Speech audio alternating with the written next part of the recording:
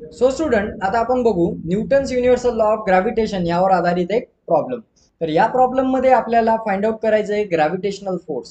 ठीक आहे, तर आता तोच फॉर्म्युला आपण इथे यूज करणार आहोत. बघा क्वेश्चन काय दिलेला आहे. Ram and Shyam are sitting on a bench at a distance of 1 metre and having the mass 70 kg and 80 kg respectively. ठीक आहे, तर आता इथे आपण काय करू, अगोदर गिवन लिहून घेऊ. बघा इथे मी गिवन लिहिणार. सो गिवन आपल्याला दिलेलं आहे M1, म्हणजे आपण काय करू, इथे रामचं मास कन्सिडर करू. So M1 equal to 70 kg. त्यानंतर आपल्याला M2 दिलेलं आहे, म्हणजे श्यामचं मास ते आहे 80 kg. ओके, तर आता दोन मास दिलेले असताना आपल्याला डिस्टन्स सुद्धा दिलेलं आहे, तर ते आर कन्सिडर करू आपण. डिस्टन्स आहे 1 मीटर. ओके, तर इथपर्यंत तुमच्या लक्षात आलंय. गिवन आपण क्वेश्चन मधला ऍज इट इज लिहून घेतलेलं आहे. त्यानंतर आपल्याला फाइंड आउट करायची gravitational force. So F equal to आपण ती फाइंड आउट करणार. आता आपला फॉर्म्युला काय असतो बघा. तर इथे जी ची जी व्हॅल्यू असते फिक्स असते, 6.673 इंटू 10⁻⁻11. हे आपण लिहून घेऊ. Newton metre square per kg square. ठीक आहे, आणि इथे आपल्याला फॉर्म्युला दिलेला आहे F equals to G m1 m2 upon r square. तर बघा हा फॉर्म्युला आपल्याला फिक्स दिलेला आहे, आणि यामध्ये जी ची व्हॅल्यू ही आपल्याला माहित असते, ही पाठच ठेवावं लागणार तुम्हाला. त्यामुळे मी आता सुद्धा इथे लिहून घेतलेली आहे, आणि ह्या व्हॅल्यूज गिवन आहे. सो आता जर आपण याला सॉल्व्ह केलं तर इक्वेशन कसं बनेल बघा. फोर्स कशी काढायची.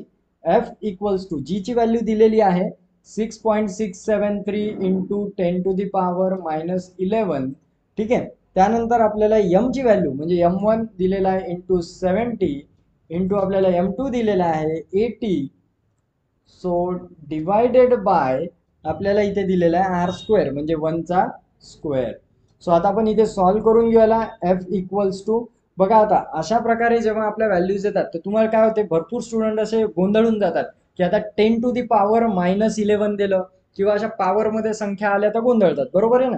तर आता इथे काय करायचं, बिलकुल गोंधळायचं काम नाही, काहीच टेन्शन नाही. सिम्पली ही जी व्हॅल्यू आहे ती सगळ्यात शेवटी ठेवून घ्यायची. बघा आता मी लिहितो 6.673 जशाल तसं लिहिलं, इंटू 70 लिहून घेऊ, इंटू 80 लिहून घेऊ, आणि सगळ्यात शेवटी 10⁻⁻11 लिहून घेऊ. त्यानंतर 1चा स्क्वेअर लिहून घेऊ. तर बघा आता मी काय केलं, काय यामध्ये काहीच नाही केलं, जशाल तसं इक्वेशन लिहिलेलं आहे. फक्त यामध्ये काय केलं, पॉवर जी आहे सर्वात लास्ट लिहून घेतली. आता सरळ सरळ मल्टिप्लिकेशन करायचं.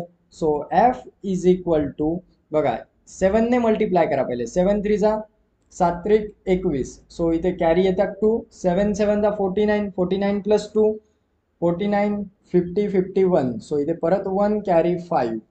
7 सकम 42 म्हणजे 6 7 42, आणि याच्यामध्ये 5 ऍड करा. सो 42 आणि 5 होतात आपले 47. सो 7 इथे येणार 4, पुन्हा 42 आणि 4, 42 आणि 4 येणार इथे 46, आणि हा एक 0 आपण इथे लिहून टाकणार. 3 संख्या सोडून पॉईंट आहे. सो 467.110 असं येईल आन्सर आपलं. Into 80 into 10⁻⁻11. आणि बघा डिवाइड मध्ये 1चा स्क्वेअर आहे म्हणजे 1 होतो, आणि तो नाही लिहिला तरी चालतो. सो आपण डायरेक्ट आता एफ इक्वल्स टू लिहिणार. परत आता 8 ने मल्टिप्लाय करा. 8 ने पूर्ण टर्म्सला मल्टिप्लाय करा. 8 0 0, 8 1 8, 8 1 8, 8 7 56. सो 6 कॅरी 5, 8 सकम 48 आणि 5 48 49 50 51 52 53. 53 3 हातचे आले 5. सो 8 चूक 32, 32 आणि 5 किती होतात बघा. 32 आणि 5 37. सो इथे अशा प्रकारे येतं आन्सर, आणि हा एक 0 इथे लावून देतो मी. आता 3 संख्या सोडून परत पॉईंट. सो इथे पॉईंट दिला मी, आणि इंटू 10⁻⁻11 ॲज इट इज ठेवून दिला. So F equals to answer काय येणार बघा आपलं. आता इथे आपल्याला हे जे पॉइंट आहे आपण हा 4 डिजिट इकडे सरकवू शकतो, म्हणजे 3.7368 असं मी लिहू शकतो. हा पॉइंट मी इथून काढला आणि इकडे सरकवला. सो 4 डिजिट इकडे सरकवल्यामुळे मी इथं काय करतो, 10⁻⁻11 प्लस 4 करतो. 4 डिजिट इकडे सरकवला म्हणून +4. सो आता एफ इक्वल्स टू 3.7 लिहू शकतो मी डायरेक्ट. हे बाकी डिजिट्स नाही लिहिले तरी चालतात. पॉईंट नंतर एक संख्या लिहून घ्यायची, आणि 10⁻, मायनस प्लस मायनस होतात. 11तून 4 गेले 7 उरले, मोठ्या संख्येचं चिन्ह मायनस, सो इतके न्यूटनची ही फोर्स आहे. सो सिम्पली आपण म्हणू शकतो राम आणि श्याम मध्ये जी ग्रॅव्हिटेशनल फोर्स लागणार आहे तर ती आहे 3.7 इंटू 10⁻⁻7 न्यूटनची. आता -7 म्हणजे हा पॉईंट आपण इकडे परत घेतला तर 0.000 असे 0.37 इतकी न्यूटनची फोर्स म्हणजे निग्लिजिबल फोर्स आहे ती दोघांमध्ये. आता ही फोर्स किती कमी आहे, बरोबर आहे. सो आपण असं इथे सांगू शकतो. तर त्यांच्यामधलं डिस्टन्स जे होतं ते 1 मीटरचं होतं. अशा प्रकारे ही आपल्याला कॅल्क्युलेट करता येते. आता बघू आपले काही अजून प्रॉब्लेम्स, त्यावरून तुम्ही हे इझिली कॅल्क्युलेट करू शकता.